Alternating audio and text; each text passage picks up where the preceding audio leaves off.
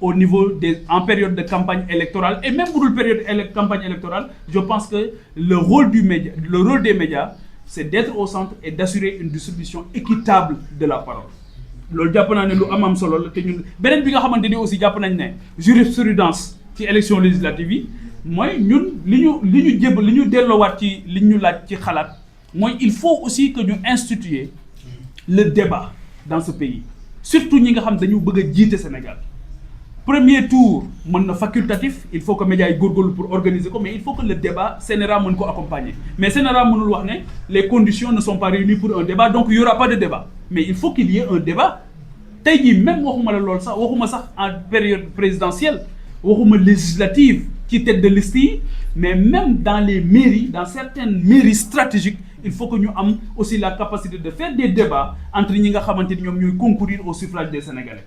ba nit ñi am une lisibilité par rapport ak choix yi ñuy def et loolu dañu jàpp ne premier tour des élections présidentielles ça peut être facultatif mais dañu jàpp ne dañu war a tey jii Sénégal war a avancer ba rendre obligatoire au second tour en cas de second tour le débat entre les deux personnes qui sortent du lot ñooñu moom seen débat farata la war a doon kenn ku ci nekk yëkkati sa xalaat wax li nga xalaat ba nit ñi mën a apprécier li nga xamante ni moom la ñu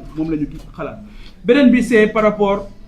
beneen question bi nga xamante dañ ci xalaat lu bari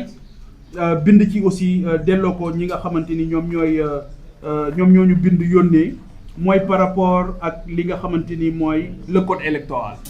ñun dañu jàpp ne le code électoral a été instrumentalisé et modifié au gré des intérêts politiques dégg ngeen fi article 29 am na ay temps journalistes yëpp maîtriser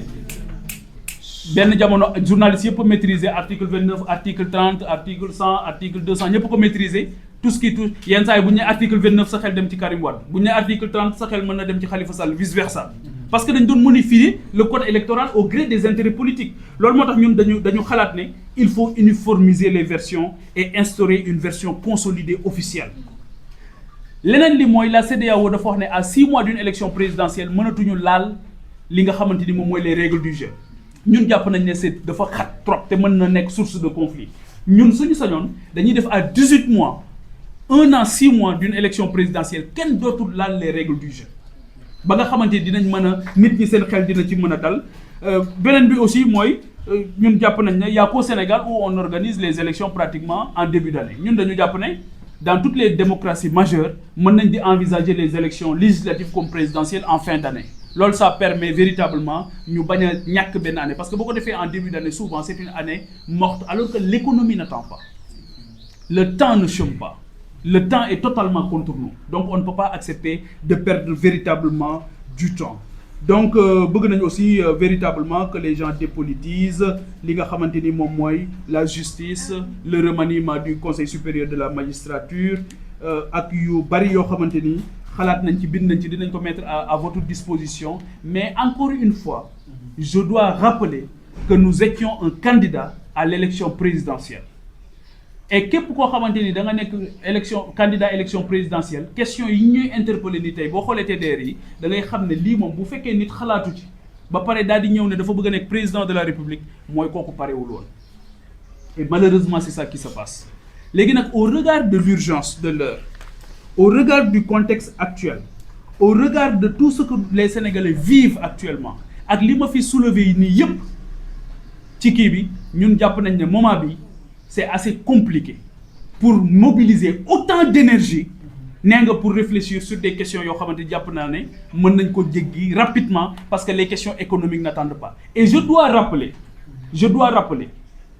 que fondamentalement nous sommes ñëpp xam nañ ko des gens de paix et de dialogue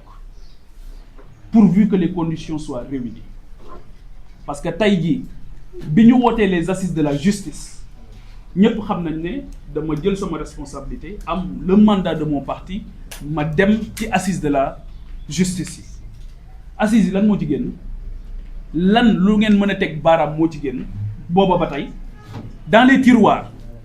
wala am na lu ngeen ci yëg lu génn ci biti man yëguma ko loo xamante leen daal xam naa ko moom bi ñu jógee ci assises de la justice yi daal def nañ njombe boo xamante ni jàpp naa ne c'est le plus grand scandale de ce régime mooy xëy benn bés daal dinañ taxawal nañ commission boo xam kenn xamul commission bi ñan ñoo ci bokk daal ne génn nañ 5 milliards yoo xamante ni ñoo ngi koy joxe kenn xamul ci yan condition lañ ci joxe moo tax maa ngi saluer d'ailleurs koo xamante ni keroog nee na dañ ko woo ne ko dañ lay yónnee 500000 mu ne du ko jël ma ne ko wax nga dëgg parce que kan moo mën a définir lan mooy tax nit nekk victime kan moo mën a définir loolu ku dul justice mais sur quelle base ngay joxe kii 500000 kii 50000 kii 10 millions kii 30 millions ci ban base nga koy joxe xaalis boobu xaalisu Sénégal la waroon nañu xam fan lañ koy jëlee beneen bi mooy surtout la qualification de victime wax naa ko fi waxaat naa ko fi ki nga xamante ni dafa tëj liggéeyukaayam 1 semaine 2 semaines 1 mois mënta liggéeyi di war a fay ay salaire mais kooku victime la wala du victime la ki nga xamante ni dafa war a faju ji ci hôpital yi tëj ba mu faatu këram parce que mënul dem faju ji parce que transport public amatul kooku victime la wala du victime la donc il y a en voulant faire de la justice ils ont véritablement fait de l'injustice commission bi yéen journalistes yi laay interpellé dem leen ngeen laaj commission bi ñan ñoo ci bokk dem leen ngeen laaj leen 5 milliards yi ban taux d'exécution lañ toll mais dem leen ngeen laaj lan moo tax Samba am 500000 Demba am 10 millions kii am 30 millions kii am leneen